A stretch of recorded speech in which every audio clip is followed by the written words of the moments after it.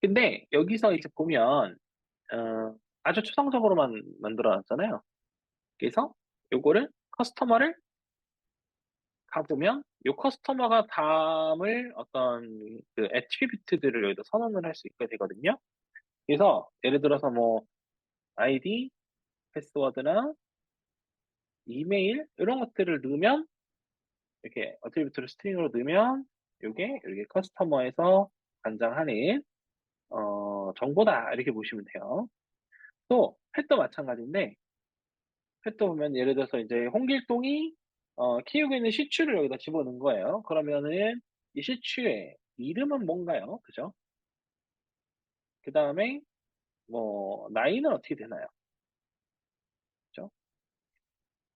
그 다음에 목둘레나 가슴둘레도 있을 거 아니에요. 그죠? 그러면은 뭐 넥, 목둘레나 가슴둘레, 체스트 이런 거 할 수도 있고요. 근데 얘네들이 스트링보다는 수치형이니까 이게 요 연필 모양을 누르시면은 자료형을 바꿀 수 있거든요. 그래서 이거를 뭐 인트다, 인트 값이다, 아니면은 더블 값이다. 이게 이제 뭐 3.5 뭐 이런 식으로 할 수 있는 거죠. 더블이라고 해보죠. 퀘스트도 더블이다. 네, 이런 식으로 우리가 펫 정보를 이렇게 만들 수도 있어요. 그리고 추가적으로는 또 뭐뭐를 넣을 수 있냐면 저걸 넣을 수 있겠네요. 펫에 알러지들, 알러지, 그 다음에 브리드, 그러니까 견종 이런 거죠, 그죠? 그래서 이걸 뭐 스트링으로 넣으실 수도 있고요. 아니면 알러지 같은 경우는 여러 개 있을 수 있으니까 리스트겠죠, 기본적으로. 그럼 리스트 스트링이 되는 거예요. 네, 이렇게 이제 우리가 펫이라고 하는 걸 만들 수 있고, 물론 이제 나중에 여기 이제 보시면 이게 UML 에디터예요. 그래서 이 펫이라고 하는 요 어그리게이트 루트에 예를 들어서 알러지나 브리드 같은 경우는 예를 들어서 별도의 인원 값으로 하고 싶다. 그러면은 뭐 이렇게 놓고 인원 요거를 뭐 리드 그래서 여기 뭐 말티즈 시추 뭐 이렇게 쓸 수도 있어요. 네. 하실 수도 지만 지금은 이제 좀 심플하게 가기 위해서 제가 요거는 가능하다라는 정도만 말씀드리고 넘어갈게요. 프로덕트와 마찬가지예요. 상품이니까 상품 아이디는 일단 있고 롱값으로 올라가고 상품의 이름, 그다음에 상품의 사진, 그다음 상품의 뭐 프라이스 이런 게 있겠죠, 그죠? 근데 프라이스는 기본적으로 더블일 거고요, 그죠?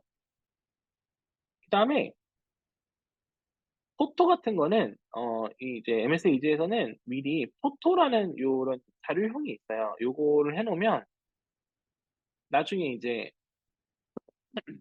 그 사진이 어차피 뻔하잖아요. 어, 이, 큰 오브젝트 같은 그런 형태로 관리를 해서 쓸 수 있습니다. 그다음에 마지막 오더만 좀 넣어볼까요? 그러면 오더는 뭐 주문 번호, 그다음에 멤버 아이디, 커스텀 아이디 할까요? 커스텀 아이디, 그다음에 프로덕트 아이디, 뭐 어마운트 이렇게만 해보자고. 메인이 어마운트 인트로 하고 프로덕트 아이디도 다 롱이죠 여기는. 그래서 롱 해도 되고 아니면 나는 그냥 이거 스트링으로 관리할래? 그럼 스트링으로 그냥 놔두셔도 상관없어요. 음. 자 이런 식으로 우리가 만들 수 있어요.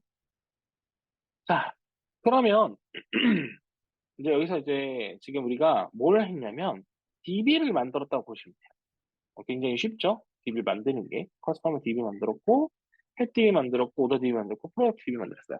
이거를 원래 그냥 우리가 만들려면은, 어, 테이블 설계도 해야 되고요. 키가 뭔지도 써야 되고요. 되게 많은 절차가 필요하죠. 근데 이거는, 우리가 스프링 데이터라고 하는 걸 쓸 거예요. 물론 이제, 뭐, 자바가 아닌 형태로 만들 수도 있어요. 근데 이제 제가 이제 쓸 거는 자바 템플릿을 사용을 할 거고요. 그러면 스프링 데이터라고 하는 걸 사용을 해서 이거를 이제 쉽게 바로 DB랑 조인시켜서 쓸 수 있게 좀 이따 보여드릴게요. 그 다음에 요 어그리게이트에 보면 요 앞단에 지금 커맨드에 이렇게 화살표가 나오는 게 있어요. 땡땡땡 하고 이게 왜 그런지 좀 설명을 드릴게요. 기본적으로요, 저희가 이 어그리게이트라고 하는 거는 백엔드 입장에서 보면 이거를 우리가 리소스 취급을 할 겁니다. 리소스. 어, 백엔드에서는 기본적으로 API를 우리가 REST풀을 사용을 하죠. REST풀을 사용하잖아요. REST풀에서는 이런 리소스들을 컨트롤링 하는 데 있어서 C, R, U, D 많이 사용하시는 거 알죠? 네, 그래서 뭐 포스트, 풋, 뭐 이런 거 딜리트, 업데이트 쓰잖아요. 이 CRUD를 기본적으로 깔고 갑니다. 깔고 가요. 그러니까 내가 펫이라고 하는 DB를 만들었어? 그러면 당연히 그 펫이라고 하는 정보를 CRUD 할 수 있는 API를 자동으로 생성해 준다는 거예요. 그게 자바의 스프링 그 데이터 레스트라고 하는 걸 사용하시면 알아서 깔려요. 그게 되게 좋은 기능이죠. 왜냐하면 그 API로 CRUD 만드는 것도 사실 시간이 들잖아요. 근데 이거는 그냥 그런 기술을 간단하게만 사용하면 기본적인 CRUD는 그냥 만들어진다는 거예요. 그래서 알겠어. 그건 됐어. 그런데 잘 보시면 제가 create, update, delete라고 하는 또 다른 커맨드들을 만들어 놨잖아요. 그러면 우리가 지정을 해야 돼요. 아, 이게 너가 알고 있는 기본 API를 설명한 거야. 아니면, 원래 CRUD는 기본적으로 있고, 이 커맨드는 좀 특수한 커맨드라 내가 별도로 만들었어. 라는 거를 얘한테 알려줘요.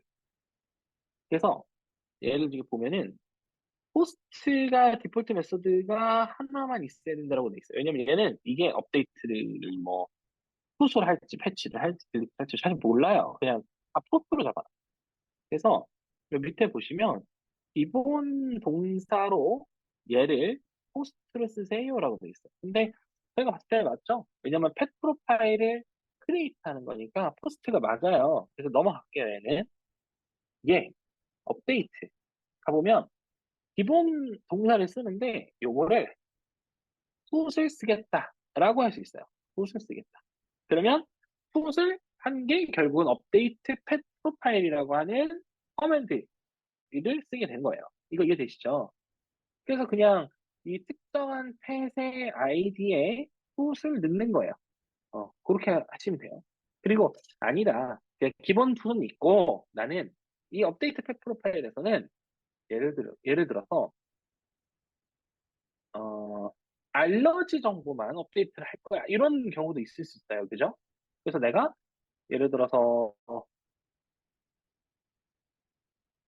예를 들어서, 커맨드로 뭐 업데이트, 펫, 알러지. 뭐 이런 거를 만들 수도 있다는 얘기예요. 이런 거를. 조금 너무 옹기종기 모여 있으니까. 조금 풀어서.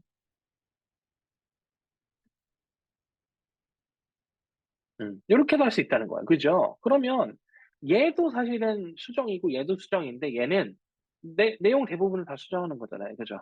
근데 그게 아니라 얘는 뭐 예를 들어서 알러지만 수정할 거야 라고 하면 우리가 여기 extend verb라는 게 있거든요. 이거는 이제 기존 그 CRUD 쓰는 게 아니라 추가적인 이런 경로를 만들어서 신 메소드를 쓸 거야 라는 이런 뜻이에요. 그러면 이때 우리가 스트링으로 예를 들어서 뭐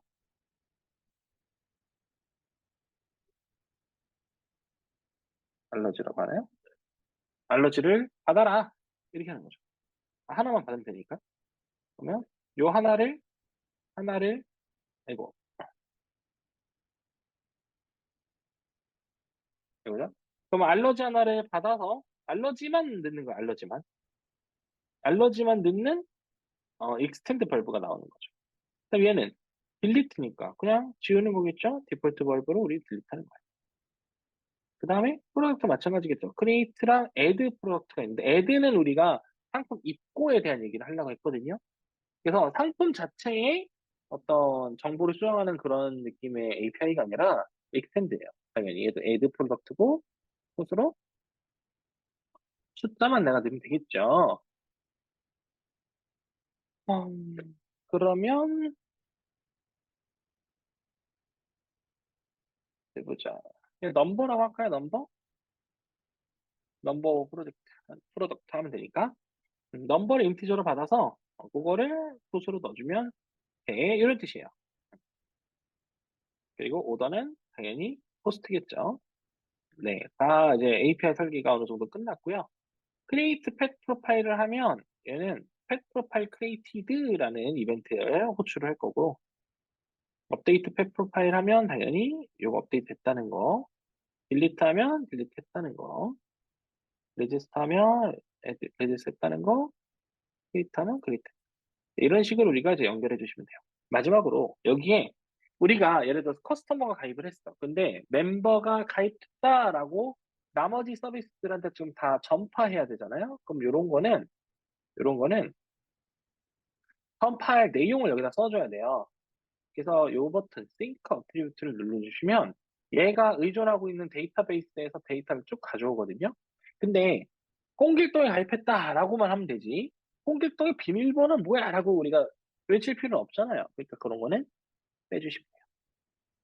그 앞으로 요 멤버 레지스터드라는 요 이벤트는 다른 애들이 다 이제 알게 됩니다. 아, 홍길동이 회원번호가 3번이구나.